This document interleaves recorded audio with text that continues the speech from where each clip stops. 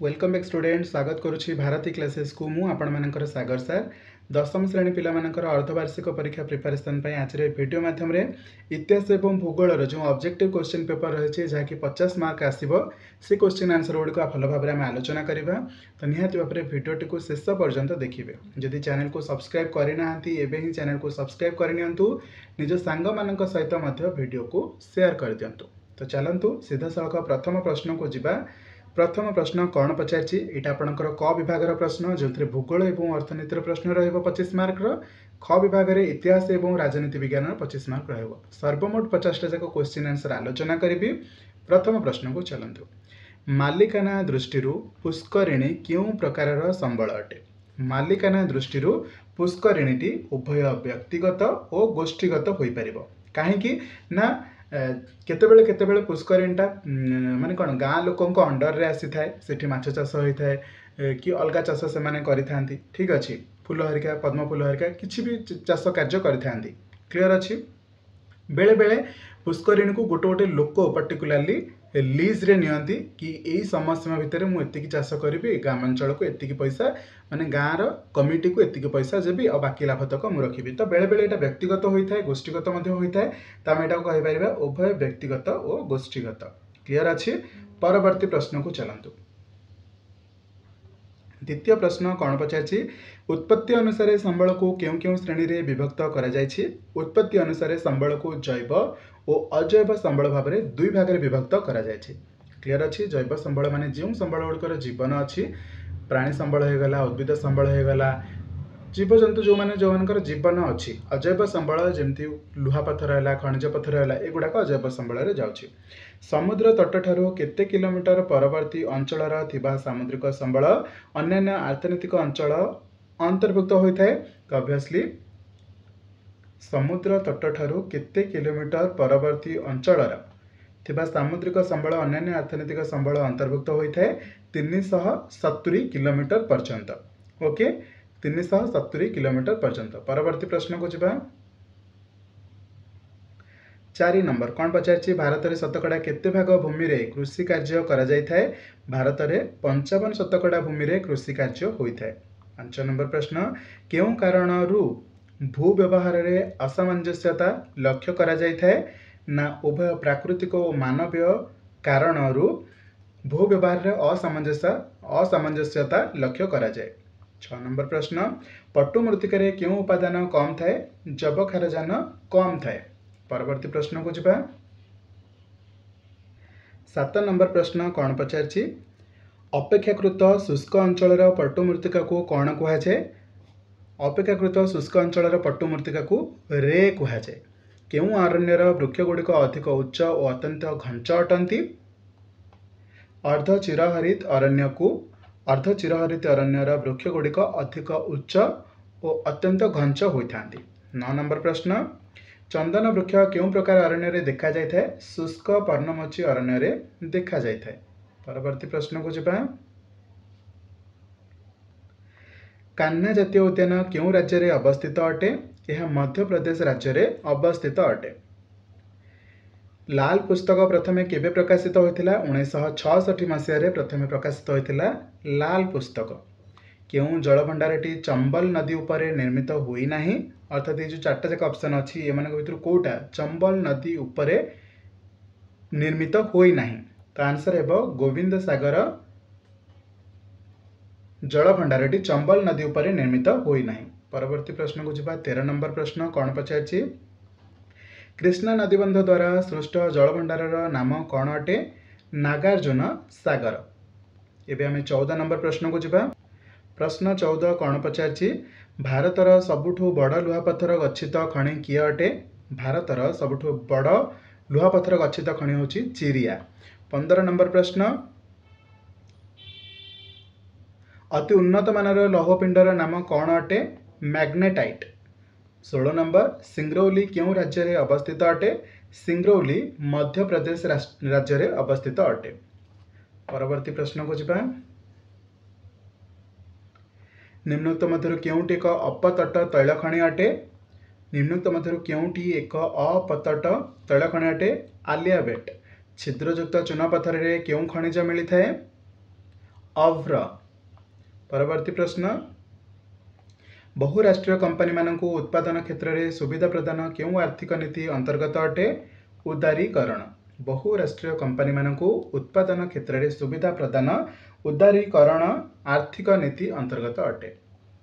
20 number प्रश्न केतोटी देश विश्व वाणिज्य संगठन सदस्य अछंती? 2016 सुधार रिपोर्ट अनुसार 164 विश्व वाणिज्य संगठन रे 164 देश सदस्य अछंती। 1991 पूर्व भारत सरकार देशर गच्छित सुना को केउठी बंधा पकाइथिले? बैंक ऑफ लंडन ठारे। 1991 पूर्व भारत सरकार देशर गच्छित सुना को बैंक ऑफ लंडन रे बंधा पकाइथिले। 22 नंबर प्रश्न को जिबा केउं आर्थिक उत्पाद दर रे नियमित ह्रास वृद्धि होइथाय? अंशधन आर्थिक उत्पाद दर रे नियमित ह्रास वृद्धि होइथाय। 23 नंबर प्रश्न जातीय संचय सर्टिफिकेट केते वर्ष पर भंगा जाई पारे? जातीय संचय सर्टिफिकेट केते वर्ष पर भंगा जाई पारे? 3 वर्ष पर भंगा जाई पारे। केउं आर्थिक उत्पाद क्षेत्र में ट्रस्ट गढ़ा जाई थाए? केउं आर्थिक उत्पाद क्षेत्र में ट्रस्ट गढ़ा जाई थाए? अनुबंधन पत्र आर्थिक उत्पाद क्षेत्र में ट्रस्ट गढ़ा जाई पारे। एबे आमे भूगोलर शेष प्रश्न कहि परिबा। 25 नंबर प्रश्न कौन पचारछि आलोचना करिबा। भारत रे खाउटी सुरक्षा आईन केबे प्रणयन करा जायतिला? भारत रे खाउटी सुरक्षा आईन 1986 मसिया रे प्रणयन करा जायतिला। ये थिला भूगोलर क्वेश्चन। एबे ख विभागर इतिहास और राजनीति विज्ञान प्रश्नोत्तर गुड़िक आलोचना करिबा। 26 नंबर केउं सम्मान रे सुभाष चंद्र बोस स्नातक डिग्री हासिल करथिले? ना दर्शन शास्त्र रे सुभाष चंद्र बोस स्नातक डिग्री हासिल कले। परवर्ती प्रश्न को जिबा। 27 नंबर प्रश्न इरम गोलीकांड रे शहीद होइथिबा महिलांक नाम कौन थिला? इरम गोलीकांड रे शहीद होइथिबा महिलांक नाम होछि परी बेवा। कौन? परी बेवा। परवर्ती प्रश्न को जिबा। 28 नंबर प्रश्न किए भारत छाड़ आंदोलन रो व्याख्या करथिले? ना अबुल कलाम आजाद भारत छाड़ आंदोलन रो व्याख्या करथिले। 29 नंबर प्रश्न लक्ष्मण नायक को केउठारे फांसी दि जाइतिला? ब्रह्मपुर जेल ठारे। तो ऑप्शन डी होबे यार सठिक उत्तर। 30 नंबर प्रश्न साइमन कमिशन रे केते जण सदस्य थिले? साइमन कमिशन रे 7 जण सदस्य थिले। 1917 डिसेम्बर 11 उत्कल सम्मिलनी तरफ मधुबाबू नेतृत्व में मॉन्टेगू चेम्सफोर्ड को केउठारे एक दाबीपत्र दि जाइतिला? ना सिमला ठारे एक दाबीपत्र दि जाइतिला।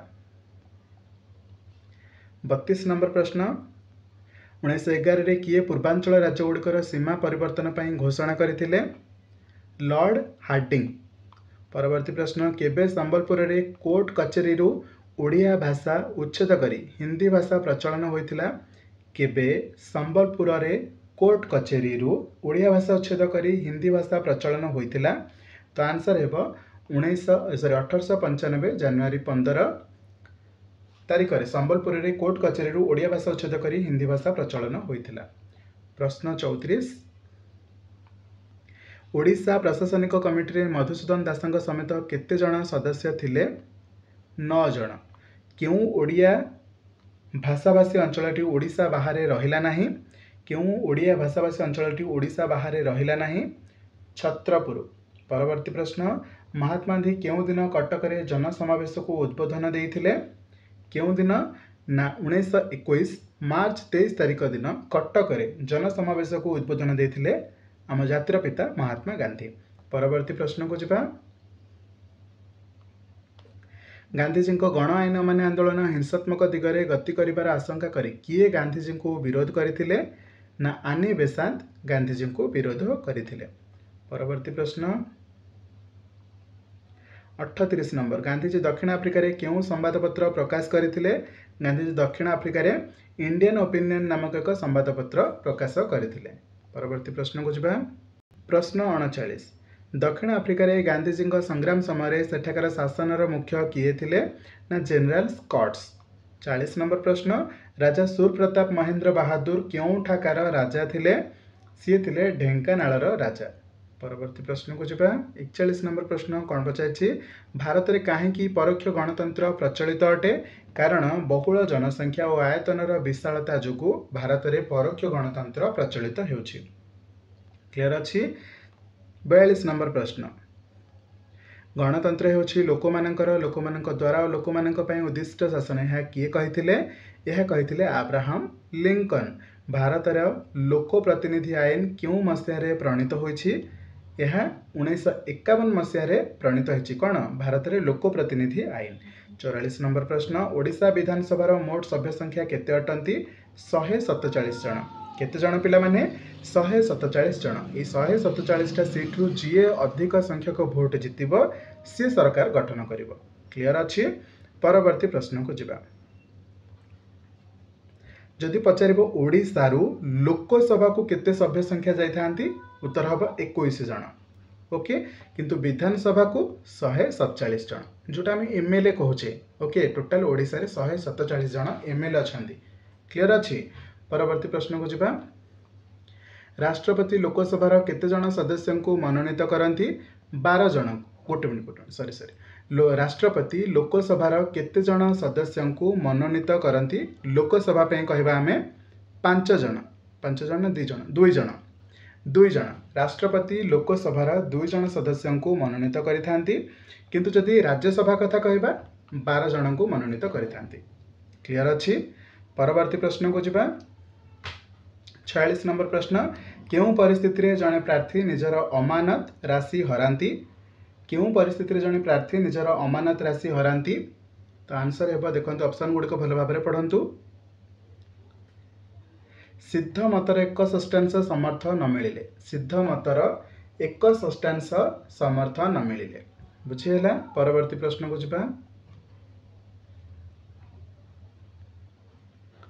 47 नंबर प्रश्न ओडिशारू राज्यसभा में केतोटी आसन रही ओडिशारू राज्यसभा केतोटी आसन रही एबे वर्तमान परिस्थिति तो 21 रही ओके वर्तमान परिस्थिति रे सॉरी लोकसभा 21 हम राज्यसभा 10 हम कन्फ्यूजन होची आपण माने टिके देखि नेबे ओके ओडिशारू राज्यसभा पचार ओडिशारू लोकसभा 21 राज्यसभा 10 तो आंसर हम कौन 10 परवर्ती प्रश्न 48 नंबर क्यों सरकार को लोकमानंकर शासन कहा जाए क्यों सरकार को लोकमानंकर शासन कहा जाए आंसर है गणतंत्र सरकार को लोकमानंकर शासन कहा जाए 49 नंबर प्रश्न भारतीय उच्च सदन नाम कौन अटे भारतीय उच्च सदन नाम हूँ राज्यसभा निम्न सदन नाम कौन लोकसभा तो ये आम मन रखा उत्तर हूँ राज्यसभा परवर्ती प्रश्न को जिबा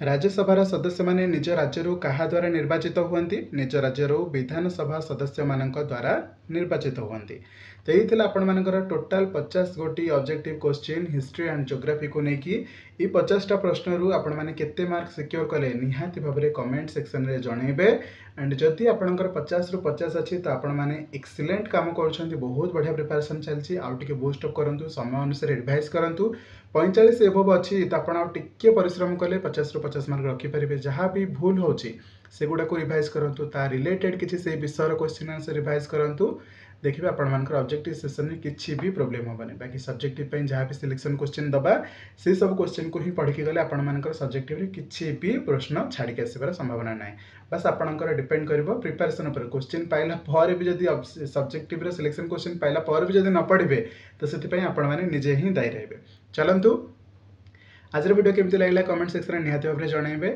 आशा कर वीडियो भल लगी तो निहाती भाव चैनल को सब्सक्राइब करेंगे कमेंट सेक्शन में निजर मार्क जनइबे और निज सांग सहित वीडियो को शेयर करेंगे रही देखा नुआ video thank you so much.